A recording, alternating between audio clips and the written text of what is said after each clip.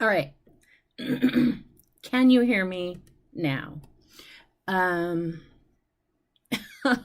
Tammy, if I were the best, we would have started 30 minutes ago. Um, all right. I'm going to wait until I know that there is sound. There's sound. Okay. Thank you so much. So this has been incredibly frustrating. Just to give you a peek at what I've been dealing with. So most of you know that the last time I tried to stream on my computer, I couldn't because I couldn't update my video card drivers. And I thought, well, I guess that means that my 5-year-old computer has finally kicked the bucket, and I guess I have to go buy a new computer. So I dug deep, and a few days ago, I went and bought a new computer. So I get everything set up. This new computer should have specs enough to, do everything. It does not. So somehow I got my old computer to broadcast this. So here's my new computer that quite possibly will be going back because that was expensive and not doing its duty. Anyway, I was in a super good mood this morning, kind of a little salty right now. So I apologize for being late, everybody. Oh, I think my audio is really high. Okay, I apologize for being late, everybody. I really appreciate your patience.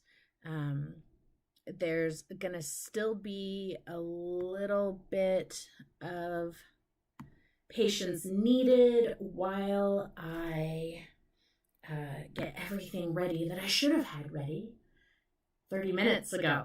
So, while I am digging, oh, crap. Oh, all my files are on the other computer. You guys are troopers. You guys are seriously troopers. This has been just one of the most frustrating days of my entire life. And it looks like I am dealing with some lagging still, and I'm really sorry. I'm trying to dig around inside of 2 computers at this moment. I'm echoing. I don't know why I'm echoing. I'm sorry. I don't know what to do about that.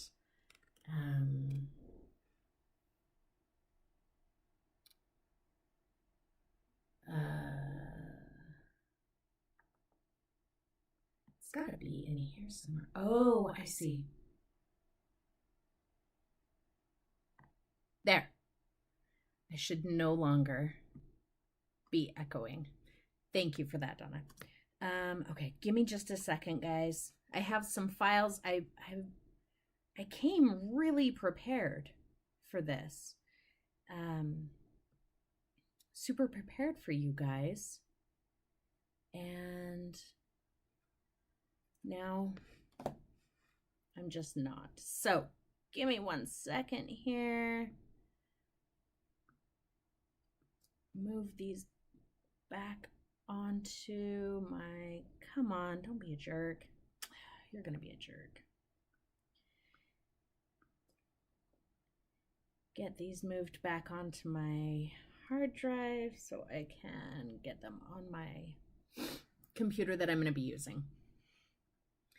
I'm a technical wonder. Well, technically I wonder how I've made it this far. See what I did there? Okay. Let's put this away. Trust me when I say that other than this junk, I am prepared for today. I'm super excited about it. I've been looking forward to it all week. So let's... Whoa. Whoa, computer. Settle down there. Let me get my file up. Okay, so hopefully while you guys are waiting for me to get my act together, I hope that you have a selection of paint with you. Particular colors at this point doesn't matter, although do have black and white. Just have maybe 5 to 10 tubes of paint. It doesn't matter what colors. Let me get this up and running. I didn't realize that my old computer was slow until I used my new computer. Okay. Media source, is that what I want? I made a slideshow and everything for you, so I'm just trying to get that up and running right now. Display capture. Is that what I want?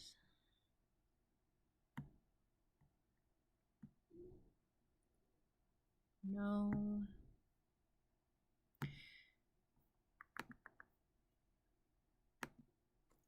Media source, that's what I want. No. And of course, you guys are just like watching and listening to me go through all this. Window, that's what I want.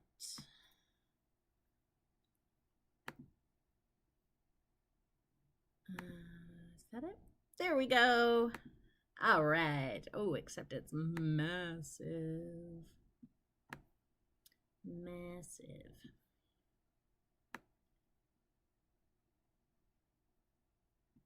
All right. Oh, and there's Mr. Moon coming to say hello. Okay, so just arrange my thoughts here.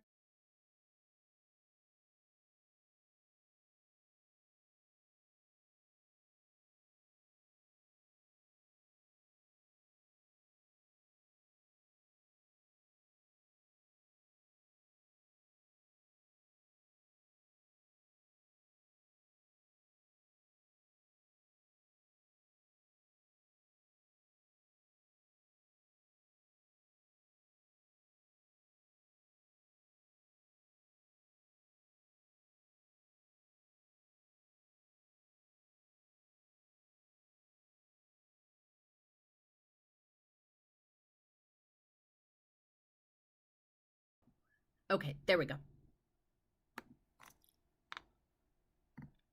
Hang on.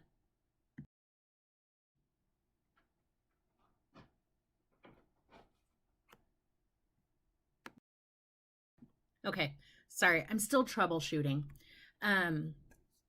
Okay, so thank you for being here. Let's get started on our color theory lesson. So we are going to be looking at this little slideshow that I made.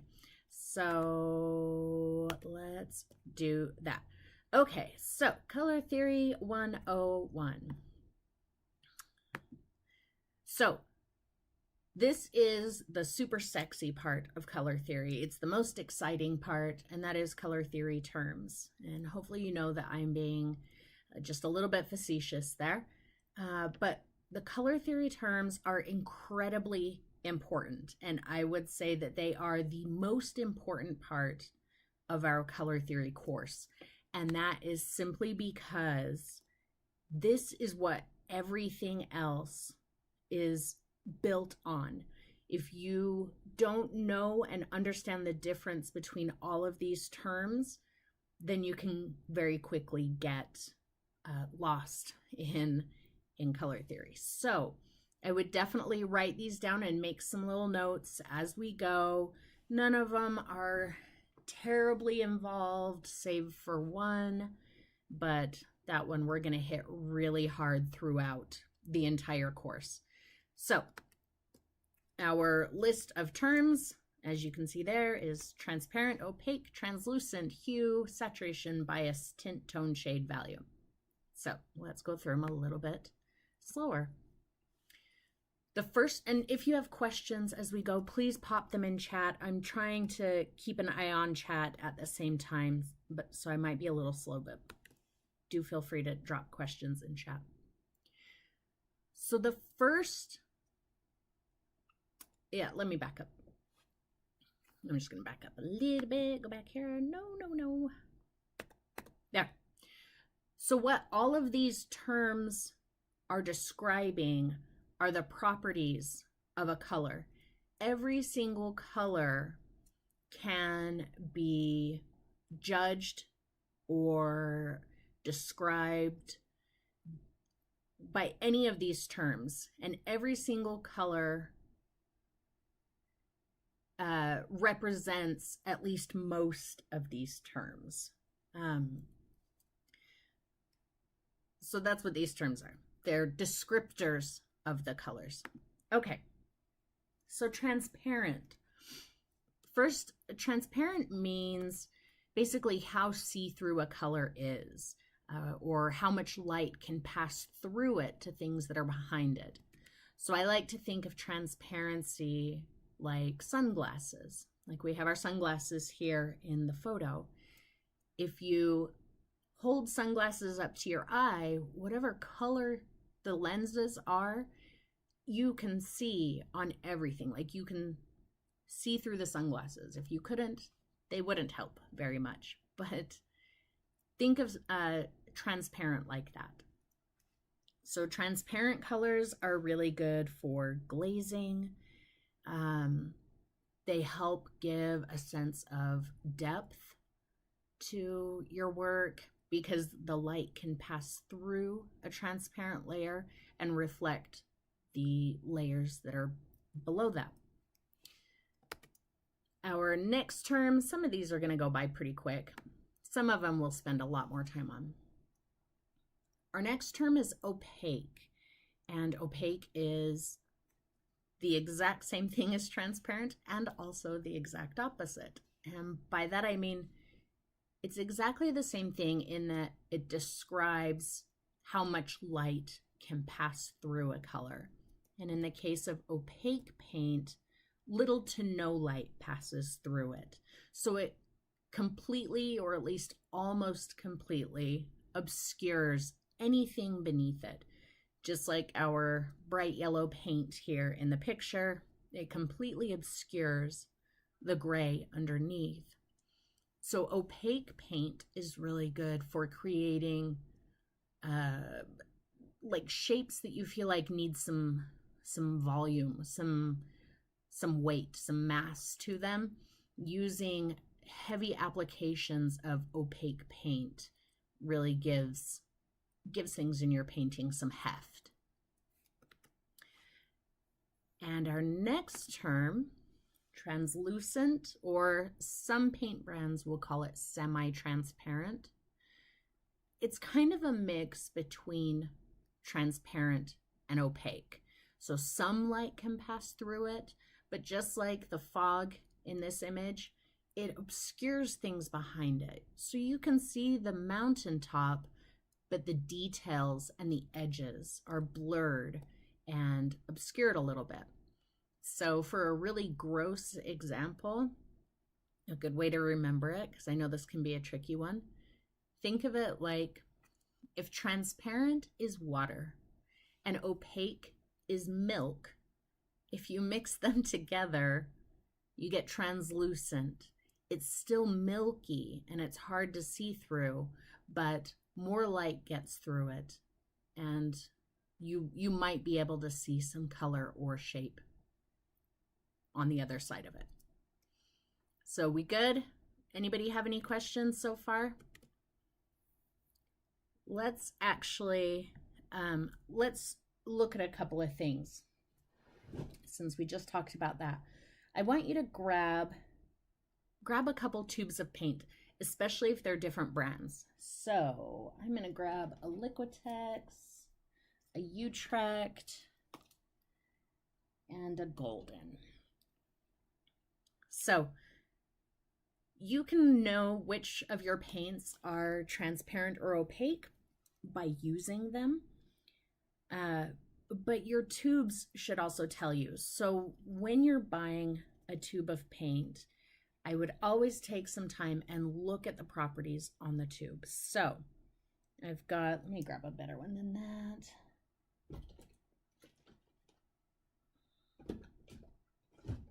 One that doesn't have sticky stuff on it. Oh my gosh. Okay, there we go. So on the Liquitex tube, if we look at it here, let's go like this. So if I look at the Liquitex tube, you see this square right there? That black square means opaque. You can't see through a black square. It's completely covering the white behind it. Sometimes you'll see, let's see, like this one here, it has a black and white square, and you can see it says translucent. So this is kind of that milk and water mixture. If the square were all white, it would mean transparent. On other brands, like here I've got Utrecht, it says on the back, it just says the word opaque. And then it's also got a paint thing here, so you can kind of tell how opaque. And on Golden, it's got the little white square, so it would have the squares that say whether it's opaque or transparent. So start looking at those. You don't have to memorize like pigment codes or anything like that, but at least know if a color is transparent or opaque before you buy it. All right, hello computer, let's go back to our slideshow. All right, well, come on. Our next, this is where things start to get a little bit complicated. So our next term is hue, which you might also hear referred to as color, local color, or color family. Now, what this refers to, because it might seem kind of obvious, duh, it's what color it is. But what we're going to refer to, if I ask you, what is the hue? I'm asking you what the color family is, where it sits on the spectrum. So let's grab this. This is kind of a tough one. Hang on, let me jump back over here. I really need like a producer, you know, somebody who's on the ones and twos, pushing all the buttons. So if I take this color, burnt sienna, and I ask you, what is the hue? What's the local color? What's the color family? The hue is not burnt sienna. Obviously, this is a tube of burnt sienna, but that's not the hue. Let me find one more. Naphthol red light. So these two colors actually share the same hue.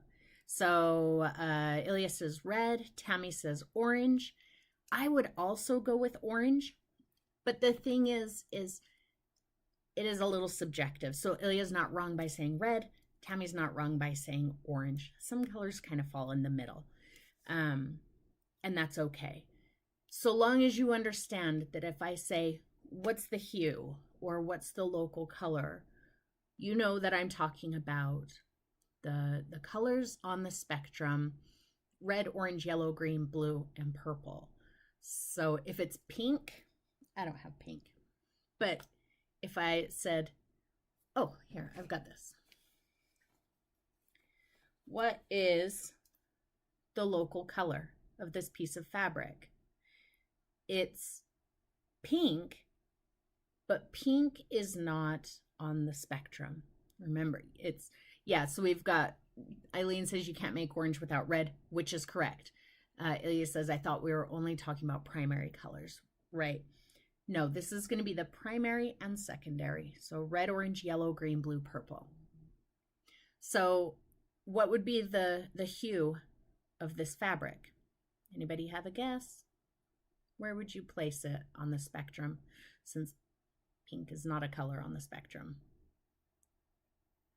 I'll let you guys think about that for a second. So yeah, that's hue, that's local color. That will come into play quite a bit as we go on, specifically in color mixing. Color mixing, we're going to hit hue quite a lot. Yeah, so you guys said red. I would absolutely say red. So this is just like a little face mask from COVID days, if any of you remember that. What about that color on the other side? What would we say that local color is? I'll let you think about that one for a second. Let's jump back to our slideshow. Okay, so it's the color that it's most closely related to on the color wheel. And like you guys saw, some of them will kind of fall in between, and that's okay. Just it's not a scientific necessity that we are, as accurate as possible. Whatever you feel like is closest. All right, our next topic, or our next term, is saturation. Yep, you guys said yellow. I would also say yellow. So saturation is how vivid or how pure a hue is. So highly saturated colors are very, very vivid, while low saturated colors are very gray. So in our little picture here, we have a star. The hue is red. The wood that the star is sitting on is highly desaturated. I mean, it's almost just a completely neutral gray. You can kind of think of it like black and white photos, right? We have photos today that are, can be very highly saturated with colors, but back in the day, everything was just black and white. It was completely desaturated. Yep, it's kind of a pale yellow, absolutely. The next term is bias. I think I'm actually going to skip that one. We'll come back to bias, and that's because we're actually going to spend a lot of time there. So, tint. This is where we start getting into terms that get confused for other meanings quite a lot. So, tint. Basically what tint is how much white has been added to a hue. So if you think of pink, pink is going to be a tint of red. So this here, that's a tint of red. We took some red, we added some white to it. We have a tint. Some paints that you buy in the tube are automatically going to be a tint. Like think about like my favorite, the Titan Violet Pale. It's a very, very pale tint. Lots and lots of white in there. Our next term is shade. Now this is one that gets used wrong a lot. People will say, well, what shade of red do you prefer? Well, if you're talking about a bunch of reds that have black added to them, that's a correct way to use it. But shade is not the proper way to differentiate between two colors that are similar. So we can see on the cherries here, we've got a vivid saturated red at the top of the cherries, but down on the right-hand side, on that shadow side, we've got shades. There's black shadows and black reflections up on those cherries. So they are very dark and desaturated because it's taken down the vibrancy by adding the black. Did I lose anybody yet? Am I going too fast? I know there's a delay too. So if I sit and wait for responses, then there's just like dead air for 20 minutes. Okay. Our next term is tone. So we had tint was adding white, shade was adding black, and tone is adding gray. So both black and white. So what that does is it desaturates a color. You can actually desaturate a color. Golden specifically makes, let me see, I think I've got some in here. Yeah, I do. Golden makes a range of gray paints, and I bought them all. I don't use gray paint. I'd rather mix it, but I did buy these because they are useful. Okay, I just found two real quick here. So these are a couple of grays from Golden. If you see here, this says N5. Hello, camera, come on. N5 neutral means it's a level 5 neutral gray, and we'll talk about what level 5 means in a minute. This is an N2 neutral, so it's much darker. You can see the difference here. So if I were to take, let's say, a blue that is a level 5 value, so N5, an N5 blue, and mix this gray in it, I would desaturate the blue without changing how light or how dark it is. And so sometimes that's something that you want to do, and you would do that with some gray. Let me just give you a little test here for a term that we already used. Looking at our picture here of the wood, what would you say is the local color of this wood? I'll just let you think about that for a minute. Okay, we are taking notes. Good, good. And value. Let's talk about value before we move on. Hang on. I've got a little value scale that I made. It's kind of wrong, but I'll explain that to you. Okay. Tammy says local color of that wood is orange. I would agree with that. Very highly desaturated orange. So here's a value scale that I made. I used those Golden paints. I have it numbered incorrectly. I will fix that. So value indicates how light or how dark a color is. And it's a scale that goes from, it's hard because you will see so many different scales. Let's just say 1 to 10, which is how I have this numbered. However, I've got it backwards because pure white is actually level 1, where pure black is a level 10. The reason I have it backwards is because I used to do hair, and this is how hairstylists do it. A black is a level 1, but in the art world, it's the opposite. So this is a really helpful tool to use. See the holes here? Because I can try and figure out what the value of a thing is using this.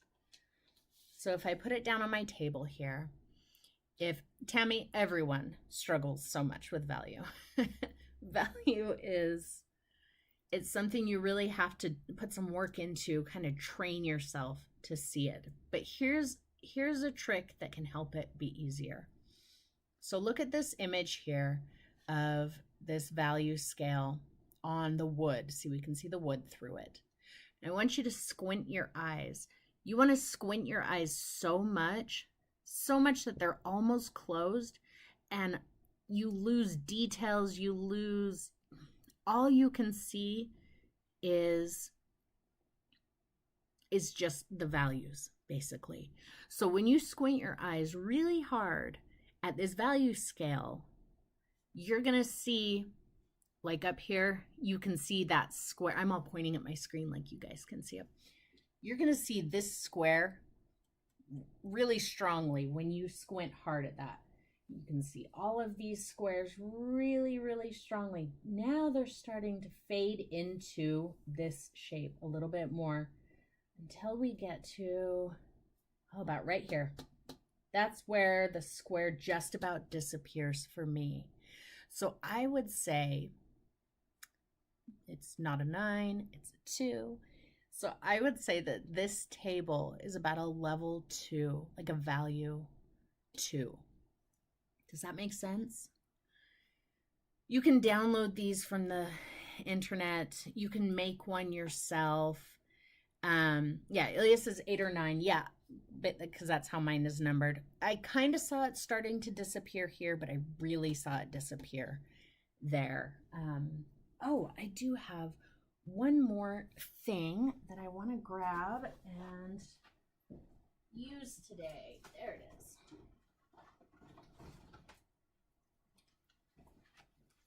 Those of you who have been with me for a while, you've seen me use these before. Please don't feel like you need to run out and buy these. They are very expensive. I bought them because I teach. Otherwise, I probably wouldn't have a need for these. So these color aid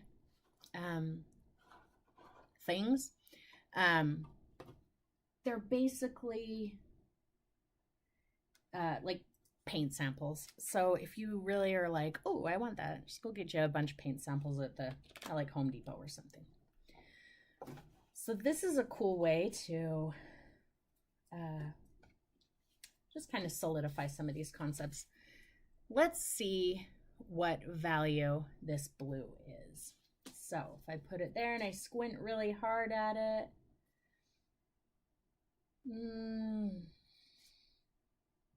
I think it's about a level 3. That's, yeah, because I can see it. It's darker than this rectangle here. I'm going to say it's about a level 3. Does it say on the back? No, it doesn't. And you can do that with any of them. Just pop them out. You can do it on your painting. You know, if you're like, oh man, that value is not right. It needs to be darker or lighter or whatever. Do this on your painting. This one looks like it's about right there. Oh, the value numbers on the one you got are the same as mine, Tammy? See, that's what I mean. You're going to see value scales that are backwards, and you'll see some, I've seen them that they start at 0 and go to 12. So don't get hung up on what the number is. The number doesn't matter. Just know that black is, the darkest, obviously. White is the lightest, obviously. And then there's a gradient of everything in between. I like to kind of just think of value as how close to one end of the spectrum is it? Is it close to black? Is it close to white? Is it right about in the middle? So that's value. And when I talked about using gray to desaturate a color, that's what I meant. So if I have a blue that's about a level 5 and it's very vivid, and I don't want to make it darker or lighter, but I don't want it that vivid, I can add a little bit of a level 5 gray and desaturate it without changing the value. Oh, Annie says like mine too. All right. Well, while I was doing a little last minute research for this, because you always just want to make sure you're not, telling stories, I kept seeing where it was the opposite. So I was like, oh, I guess mine's backwards. All right. So let's go. I think that's the end. Yeah. Let's go back over here to bias. And I'm going to chat with you for just a second here. Many of you have been through some color theory that I've done before. You know where I'm going with this. Bias. I know, Tammy, I swear my crow's feet got worse as soon as I learned about value. Yeah, so a lot of you've heard me talk about bias before. You know exactly what this is. Now, let me ask, how many of you have ever been confused while painting or talking about painting when somebody says something about a cool color or a warm color, or I say, let's warm a color up or let's cool a color down? How many people are completely confused by the cool, warm conversation? Don't be afraid to say that you are confused by it, because you know what? Everybody is confused by it. And the thing is it doesn't matter. The cool, warm conversation, I want you to immediately get out of your head. The only time, getting lots of me's rolling in now, that's right. The only time we are going to talk about cool versus warm is in relativity. So what I mean is, I can pull this color out, and if I ask you, is Eileen, all blues are confusing, and I'm going to tell you guys why. If I pull this color out and I say, is this a warm or a cool color? I think most of you would say warm, right? Because it's yellow. Warm is cool. Oh my gosh, my brain is coming unscrewed. Yellow is typically considered to be a warm color. It makes us think of sunshine, which is warm. But if I ask you, is it a warm or a cool yellow? Who knows, right? Like, it's kind of a desaturated yellow, right? It's not very vibrant. The hue is desaturated. It's a little bit of a dull yellow. So that can be really confusing. Let me show you. Okay. See, this is all stuff that I would have prepared beforehand.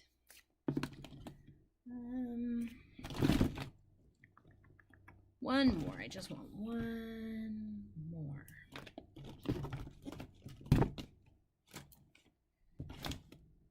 Ooh, that'll be a good one. Okay. It is cool for a yellow, kind of, yeah. All right. Now let's look at this color. Cadmium yellow light. What do we think? It's a pretty warm color, right? It's yellow. Would you say it's a warm yellow or a cool yellow? Just looking at it here.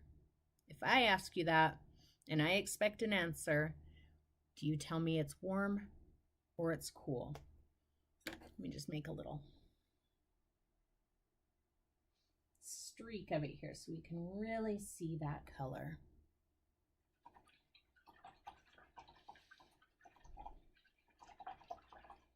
Cool, coolish, cool, okay.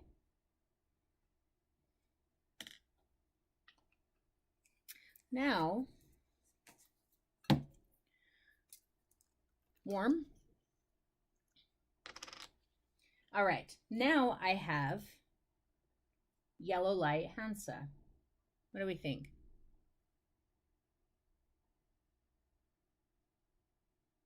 Now, which of those colors is cool and which of them is warm?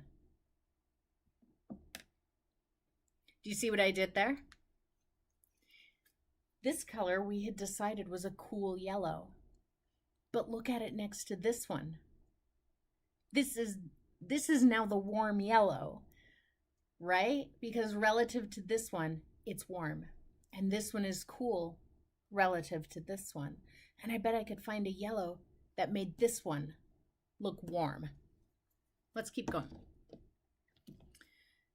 Okay, this is going to be a curveball color. This is Turner's yellow. What do we think? Warm? Cool?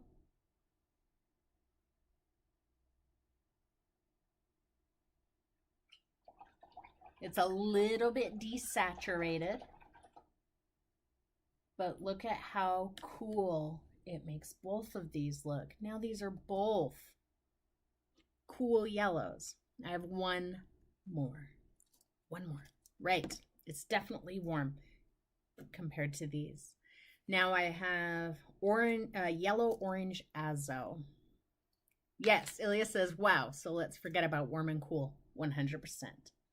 Yellow orange azo. Oh, did my camera freeze up? Please don't freeze up, camera. This has been my problem all day. Hang on one sec. Let's see if I can fix that.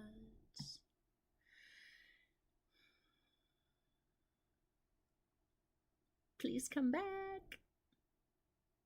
Did my camera die? What's happening here? We're gonna go here. And then we're gonna go back here. Oh, I'm upside down, that's cute. And now I'm all frozen. Wow. Oh my gosh. This is, let me just go to here while guys, this has been my struggle all day. All day. This is what I've been fighting with. Warm and cool, yeah, it depends on, oh my, depends on the context.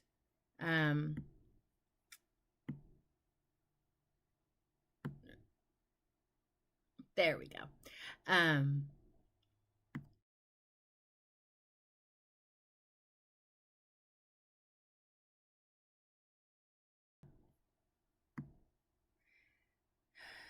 Yeah, this is where my frustration has been all day. This is what I've been dealing with my other computer. Okay, well, that died. So, this is, like I said, yellow orange azo. I'm gonna put a little smear on my paper and I'll hold it up like a caveman to the computer. Now look at how warm that is. This color that we said was the warmest compared to the other two. Look at how cool it looks now.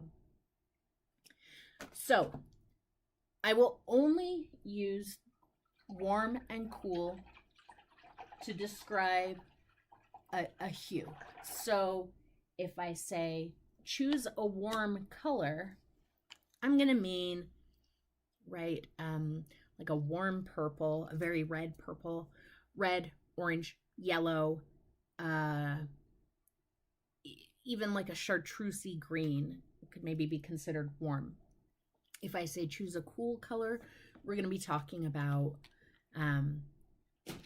bluish greens, or even just green, blues, purples, things like that. Janice asked, why does it matter?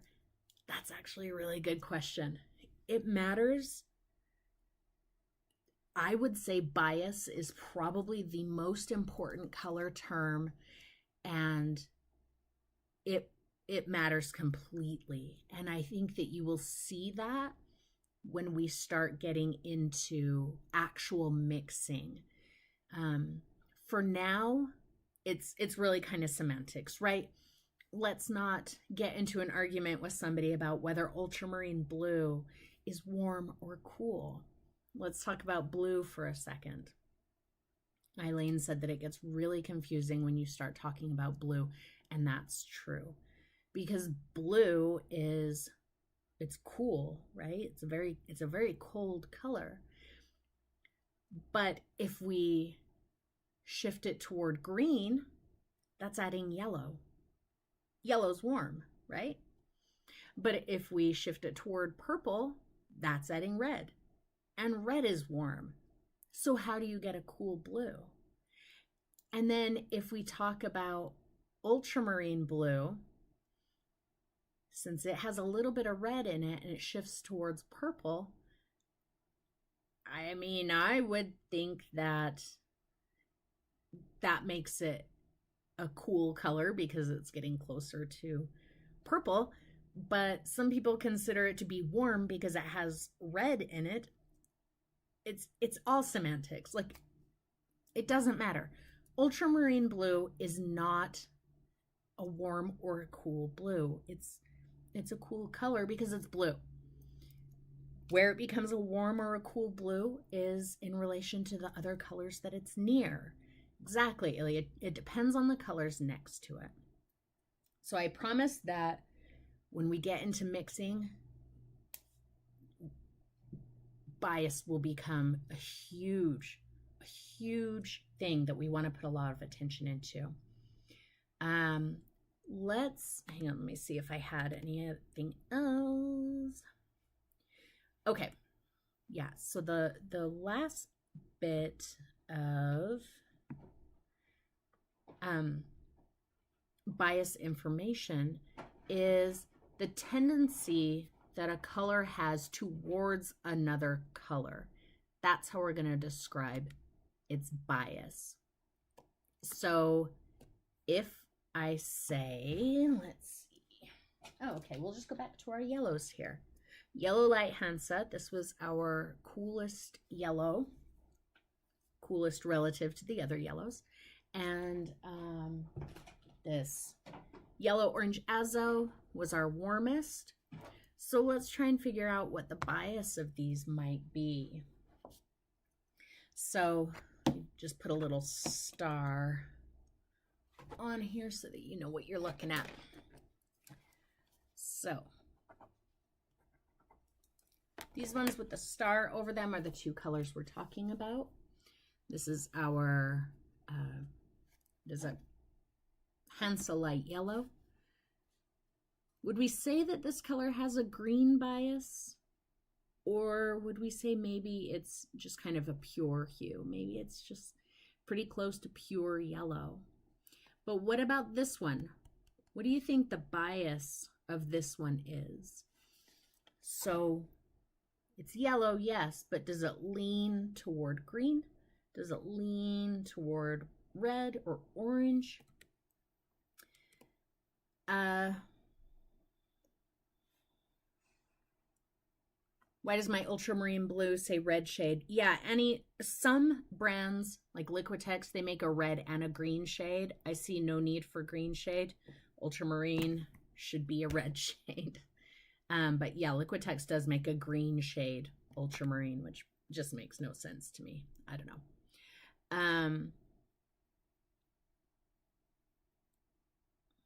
Definitely orange. So typically we'll refer to a bias by the primary color. So we wouldn't say that ultramarine has a violet bias. We'd say it has a red bias. Except they do say green shade. Yeah, it doesn't matter. I typically try to go to the next primary, but you will see like a green bias. But whatever. Yeah, so I would say the bias of this one is it's very, very warm. I would say it has a red bias. This one I would probably say it's pretty pure. It's a pretty pure hue.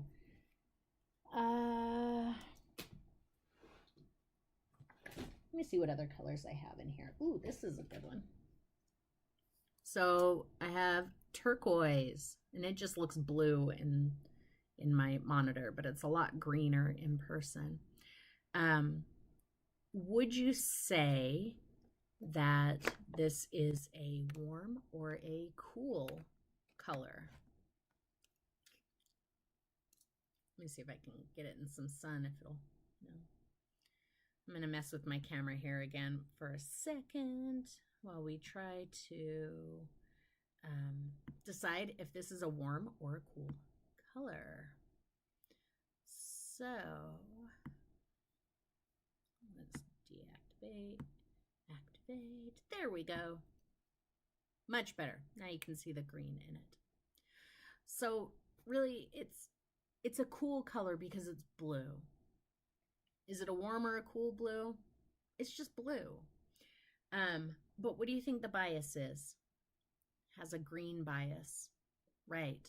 It's not cool because it has a green bias, because some people consider green warm. It just has a green bias. So it's cool because it's blue. It has a green bias. The bias has nothing to do with its temperature.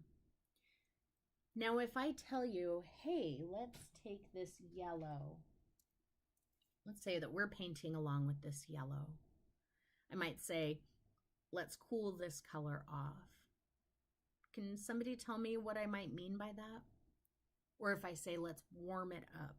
Either one. What am I talking about doing with this color? If I say, let's cool it off or warm it up. Annie's confused. Annie, tell me exactly what you're confused about and I'll back up to it.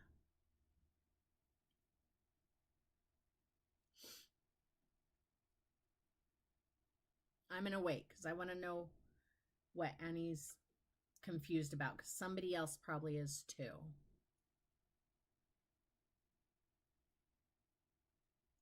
Right, green isn't a primary color. That was me saying I always go to the primaries to describe bias, but that's not true because a green bias is a thing. So don't be confused. I think it's semantics. Don't be confused about it. This is why I try so hard to avoid saying warm and cool. And I just want you guys to understand it. And I think the more confused you are about warm and cool, the more you'll understand why we want to avoid that language. So yeah, Eileen said add a red to warm it. So yeah, if I say I'm going to warm this color up, I'm going to shift its bias toward red. If I say I'm going to cool it down, I'm going to shift its bias toward green. Okay, I'm going to give you guys a second. I think that there's probably a lot of questions. Please put them into chat. There genuinely are no dumb questions here. None at all. This is a topic that gets really confusing and it can take a long time to understand it. So ask every single question you have about it. Ilya's lost a little bit. Ilya, tell me exactly what part are you struggling with? Let me see if I can back up to it again. So to go back to a question Janice asked, I believe it was Janice. She said, well, why does it matter? Let me, actually, I'm just going to ask you a question because we've all been there. Have you ever said, ooh, I need purple? And you grab your brightest red and you grab your brightest blue and you mix them together and you get black or gray or like not a bright, vibrant purple. Even though you picked a bright, vibrant red and blue, you get mud. How many of you has that happened to? Or even green. Nice bright yellow, nice bright blue, really dull, crappy green. Okay, that is because of bias. So let me see what colors I have. I don't have all my paints here, but I bet I can find something. Let's try and make green, okay?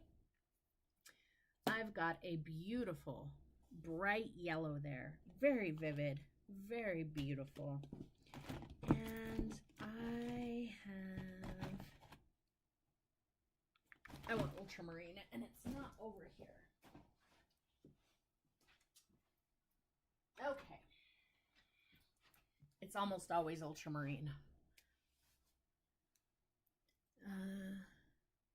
Okay, hang on, I'm catching up on chat.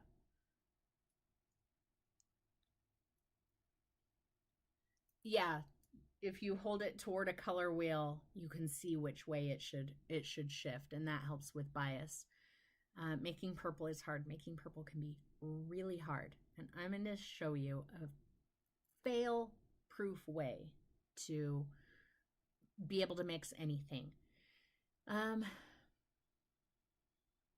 oh, I understand, Ilya. I will get you a term sheet and maybe you can Google it in your language and see, but feel free to send me a message to ask for clarification, okay?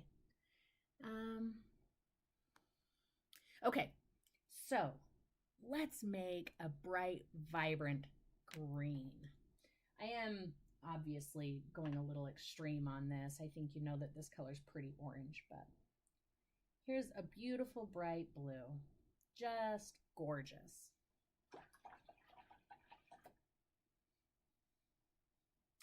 And here is a beautiful bright yellow.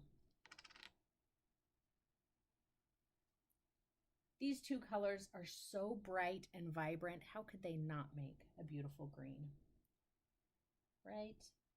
Let's see.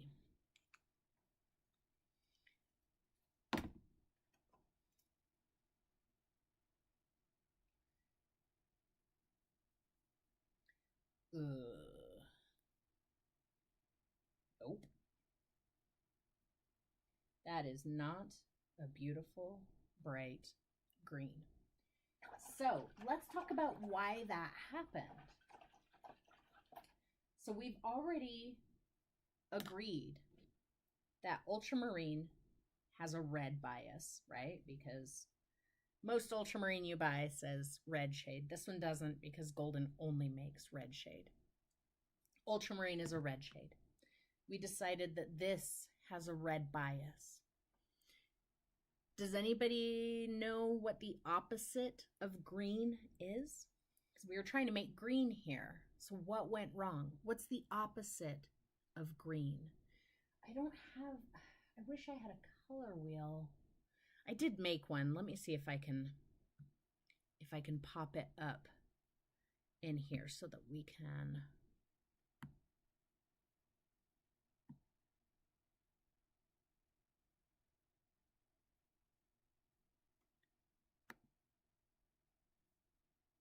Oh, is it on here? Yes. Okay.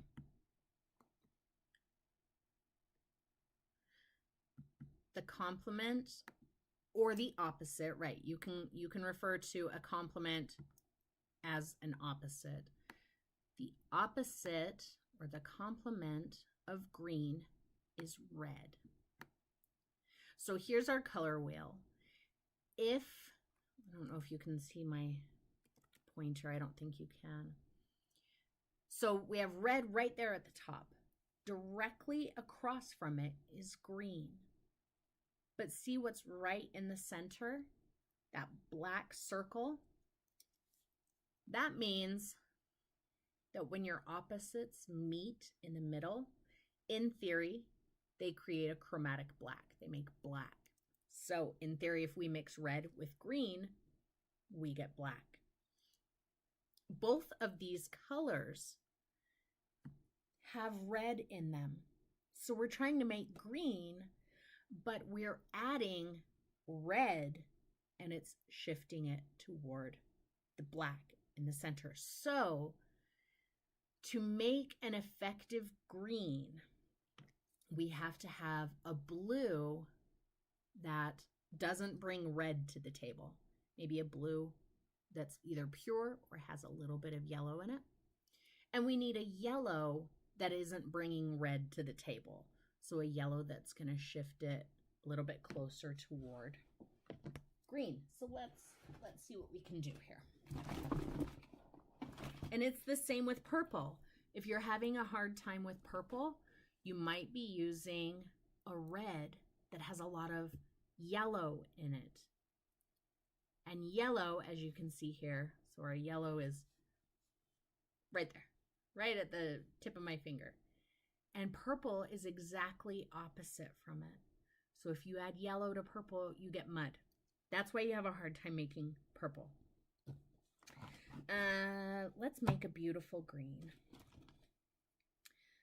So I have, my yellow light Hansa.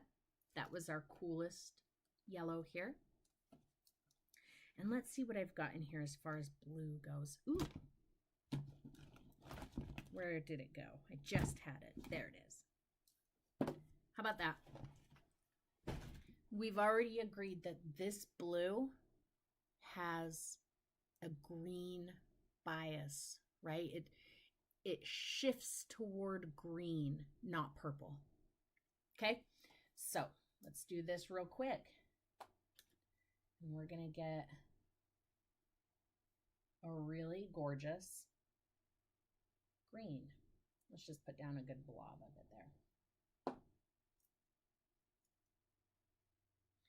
And a good blob of that.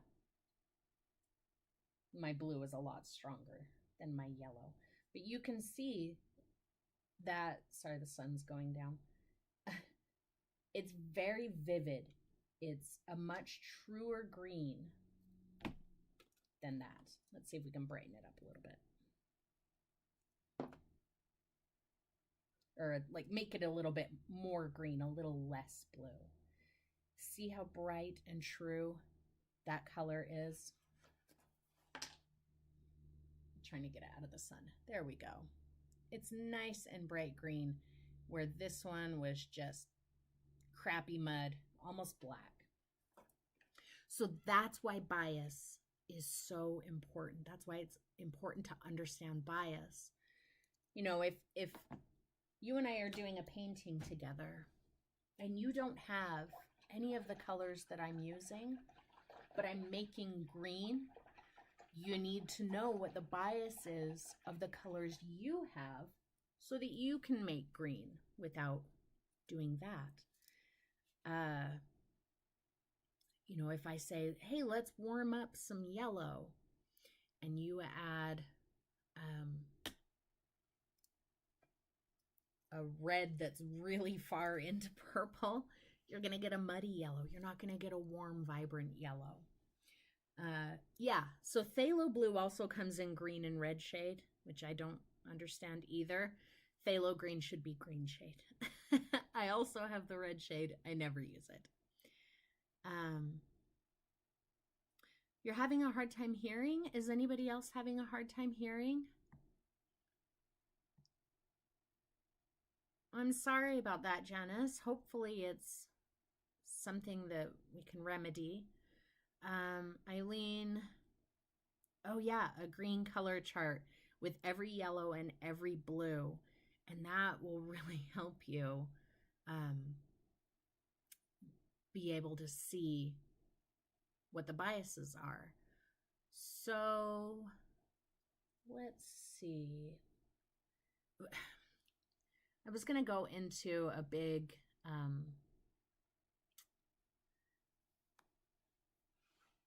thing, but let's do it later. Let's do it another time when we start actually mixing. For now,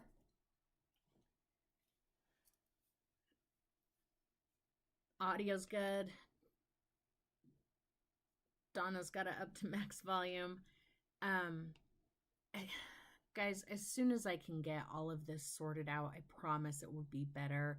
I really appreciate your patience and dealing with all my technical issues today.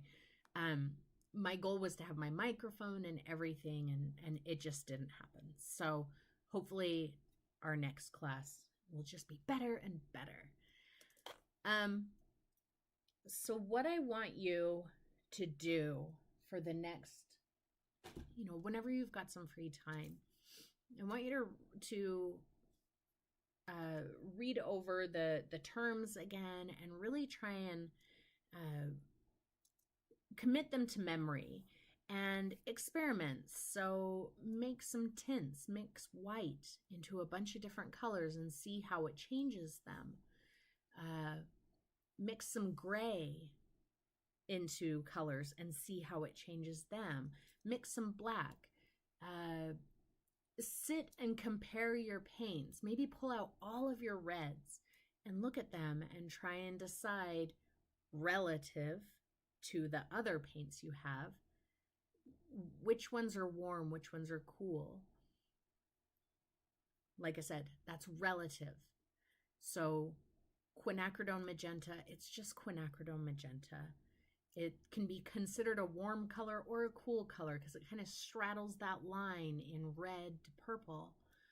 But is it warm compared to other reds you have? Is it very cold compared to other reds you have? Go through the list. What is the bias of these colors? How saturated are they? What's the color family? What's the hue? All of those terms, and try to really describe them. Maybe just sit down with a handful of your favorite colors, 4 or 5 colors, and hang on, let me jump back.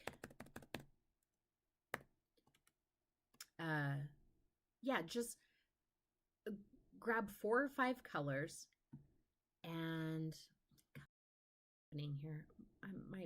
Seriously, guys, my brain is not with it. Write them down. So let's say you have ultramarine, cad red medium, whatever. Is it transparent, opaque, or translucent?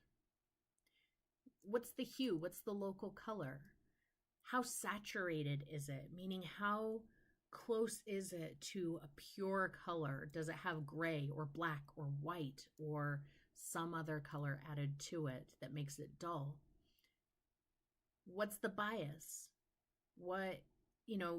Make some tints, make some tones, make some shades. Try to determine what the value of that color is. I think that might seem, it's definitely not sexy work, right? So it might seem kind of pointless to do, but I promise you that if you can commit these things to memory and you can immediately look at one of your colors and say, oh, this is a transparent red bias. I know that it's roughly this value. Here's what it does when I add white to it. Here's what it does when I add black to it. All of those things, you're going to streamline your painting process. So one of the things that knowing all these terms does is, like I just said, it streamlines your painting process. So now you can make decisions on the fly. Oh, let's see, I need an opaque blue. Oh, well, cerulean blue is opaque. Yeah, cerulean blue is not going to give me a vibrant yellow or a vibrant green mixed with this yellow that I have. Oh, okay, well, cobalt is also opaque, although it's kind of warm. That's okay because I know that the yellow that I'm using is very cool. It should counteract it. I'll get a nice vibrant green. So these are like things that go through my head as I'm painting. And it's because I understand these terms. So it can help you streamline your painting process. You don't have to memorize every color in your repertoire. You can buy a brand new color and look at it and understand what it's going to do just by spending a couple of minutes considering that color and its properties. Another thing that understanding all of these terms does, and this is something we're going to get into later, some of you have done this with me before, but I think it's always worth a return. I definitely like to do it, and I understand all of this stuff. So one other thing that it does for you, learning the terms, is it helps you develop your limited palette. So I am a big fan of using a limited palette, and we'll go into all the ins and outs, what that means later, not right now. So I'm a huge fan of limited palette, and when you understand all of these terms, and therefore you understand your colors better, you will, I think, very naturally develop your own limited palette, and that ties directly in to finding your personal style. That's a question I get a lot. How do I find my style? Lots of learning, lots of experimenting, and color theory. That's going to be a big thing that informs your personal style. Annie's on a mission to mix reds and blues to try and get a nice purple. Ooh. So Annie, remember, if we want a nice purple, we have to have a red that is at least neutral, if not with a little bit of a blue bias. We don't want a red that has any yellow in it. The same with the blue. We want a blue that brings a little bit of a red bias, if not neutral. You don't want a blue that has any green to it. So my favorite mixture to make a nice vivid purple is actually quinacridone, because that's a red hue with a strong blue bias, and ultramarine blue, which is a very vivid blue with a slight red bias. Those two colors together, you almost get Diox purple.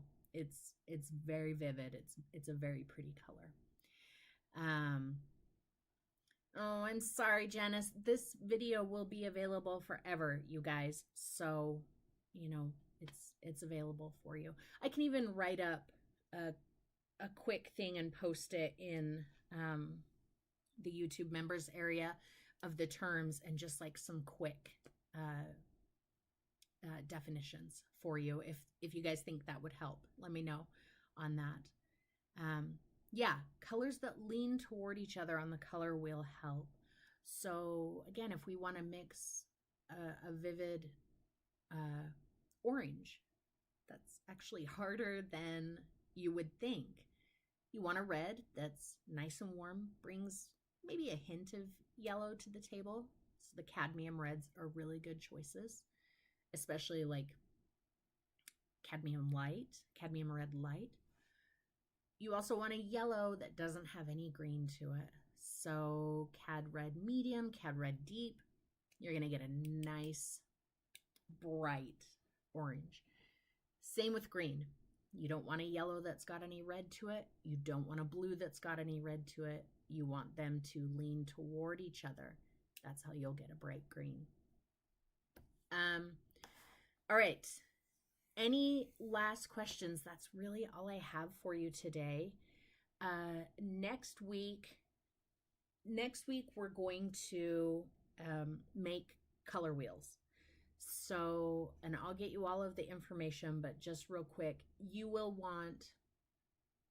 bring a selection of reds, blues, and yellows. But in the meantime, before that, try to determine which of your reds, blues, and yellows, what their biases are. Try to find blues that have a red and a green bias, some that are pretty much right in the middle. Same with yellows. Just try to get a good selection, but know what their biases are. And next week we will we'll make some color wheels and really start digging into, you know, what does complementary mean? What is just all of that. So yeah, I'm really glad that this was helpful. I'm sorry again for all of the technical issues. Hopefully next week I'll have that ironed out more. And yeah, feel free to tag me in Discord if you have questions, or just comment on my most recent YouTube members only post or this video, and let me know whatever questions you have. And I'm here for you guys. That's what I'm here for, is helping you out. So, all right, friends, I love you tons. And I'm really glad that I was able to get this going today without, I only screamed twice. So that's pretty good.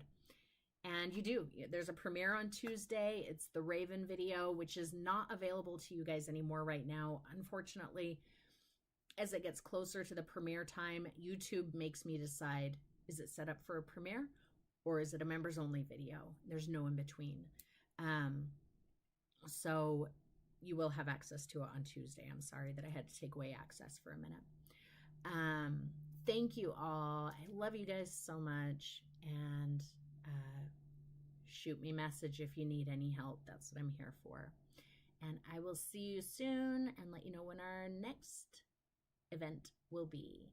So goodbye, everybody. Oh, look, I'm still there. Let's go